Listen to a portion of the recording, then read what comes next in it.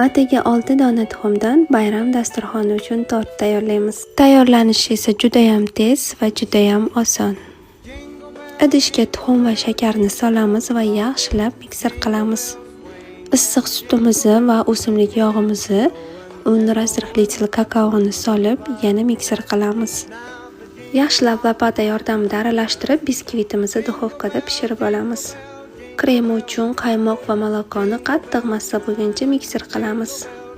Sovigan biskvitlarimizga idish yordamida 5 xil shakl berib olamiz.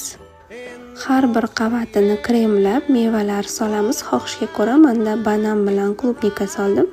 Sizlar o'zlaringizning xohishlaringga qarab sosalang bo'ladi. Biskvitimizni kremlab bo'lgach, morozinlikka yarim soat, 1 soatga qo'yib qo'yamiz. Qotib olguncha shokolad va qaymoqni eritib olamiz. Shokoladimizni mikrovolnovka yordamida eritib, ustidan quyib va xohishga ko'ra bezatamiz. Shunaqa mazali tortimiz tayyor.